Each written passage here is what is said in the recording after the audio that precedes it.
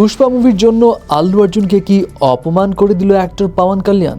এদিকে অক্ষয় কুমার, জন আব্রাহাম এদের দিন এতটাই এখন খারাপ হয়ে গেছে যে জানলে আপনি নিজেও শকড হবেন যে তাদের সঙ্গে এখন কি হয়েছে।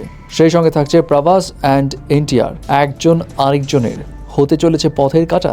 প্রথমেই আসি অক্ষয় কুমার এবং জন আব্রাহামের কাছে। অক্ষয় কুমার, জন আব্রাহাম যারা বলিউডের সিনিয়র দুই নায়ক, এদের মুভি দেখার জন্য তো সবারই উৎসাহ থাকার কথা, হল মালিকদের মুভি নেওয়ার আগ্রহ থাকার কথা। কিন্তু আফসোস, ফ্লপ দিতে দিতে দিতে দিতে এমন অবস্থা হয়ে গেছে যে এই দুজনকে তাদের জুনিয়ররা এখন পাত্তা দিচ্ছে না। বলছি স্ত্রী 2, অক্ষয় কুমারের খেল খেল মে এবং জন আব্রাহামের ভেদা মুভির কথা। এই তিনটা সিনেমা 15 আগস্ট মুক্তি পাবে।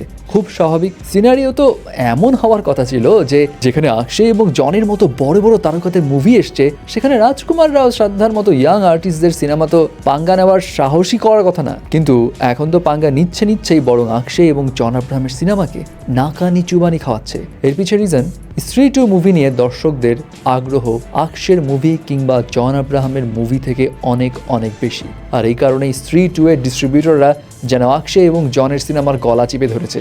বলিউড হাঙ্গামা রিপোর্টস থেকে জানা যায়, স্ত্রী 2 মুভির ডিস্ট্রিবিউটররা মাল্টিপ্লেক্স হলগুলোতে তাদের সিনেমা চালানো নিয়ে শর্ত দিচ্ছে এমন যে অক্ষয় ও জনের সিনেমা, এই দুই সিনেমাকে মাত্র একটা করে শো দিতে হবে, বাকি 3 থেকে 4টা শো স্ত্রী 2 এর দখলে থাকবে। তাও আবার অক্ষয় এবং জনকে যে একটা শো দেওয়া হবে সেটাও কোনো প্রাইম টাইম শো না, নর্মাল টাইমের শো। ইনফ্যাক্ট সিঙ্গেল স্ক্রিন হল মালিকদের তো শর্ত আরও কঠিন, সেখানে শুধু স্ত্রী 2ই চলবে, বাকি অক্ষয় ও জনের মুভি চালানো যাবে না।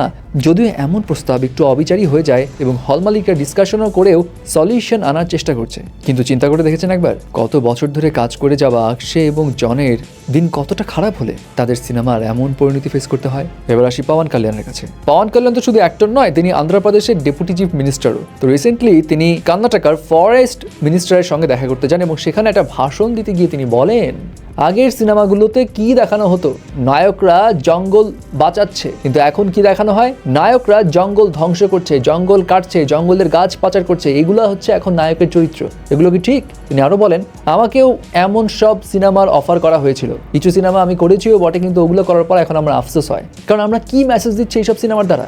এখন পাওয়ান কাল্যাণ কারো নাম তো নেননি, কিন্তু সবাই বলছে নিশ্চয়ই পুষ্পা মুভিকে ইঙ্গিত করছে, কারণ পুষ্পা সিনেমায় তো আল্লু অর্জুন গাছ পাচারকারীর ক্যারেক্টারের রোল অভিনয় করে। সো হতে পারে পুষ্পার জন্য আল্লু অর্জুনকেই খোঁচা দিচ্ছে পাওয়ান কাল্যাণ। ফাইনালি আসি প্রভাস এবং জুনিয়র এনটিআর কাছে। প্রভাস এবং জুনিয়র এনটিআর কি এভাবেই হবে একজন আরেকজনের পথের কাটা? মানে বিষয়টা হলো, জুনিয়র এনটিআর প্রশান্ত নীলের সঙ্গে একটা মুভি করবে, এটা সবাই জানে, যেটার নাম হতে পারে ড্রাগন।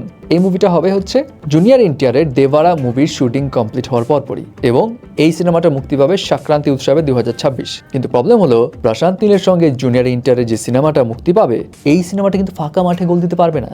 রিপোর্টস মোতাবেক সন্দীপ রেড্ডি ভাঙ্গার যে মুভিটা প্রভাসকে নিয়ে করার প্ল্যান রয়েছে স্পিরিট, সেটাও নাকি 2026-এর সংক্রান্তি উৎসবেই রিলিজ দেওয়ার টার্গেট আছে। আর সন্দীপ রেড্ডি ভাঙ্গা যদি প্রভাসকে নিয়ে বানায়, সেটা কোন লেভেলের মুভি বানাবে আপনি চিন্তাই করতে পারছেন। সো একদিকে সন্দীপ রেড্ডি ভাঙ্গা, আরেকদিকে প্রশান্ত নীল, তার উপর আবার প্রভাস এবং জুনিয়র এনটিআর। সো দুইজন যে এভাবে ক্ল্যাশ লাগবে, এটা অনেকেই চাচ্ছে না, কারণ দুইটা মুভি সলিড হবে এবং দুইটা মুভি ক্ল্যাশ লেগে একজন আরেকজনের ক্ষতি হয়ে দাঁড়াক, এটা এখন দর্শকরা চাচ্ছে না, বরং চাচ্ছে সলিউশনে আসা উচিত, এবং আসবেও, এটা শিওরলি বলাই যায়।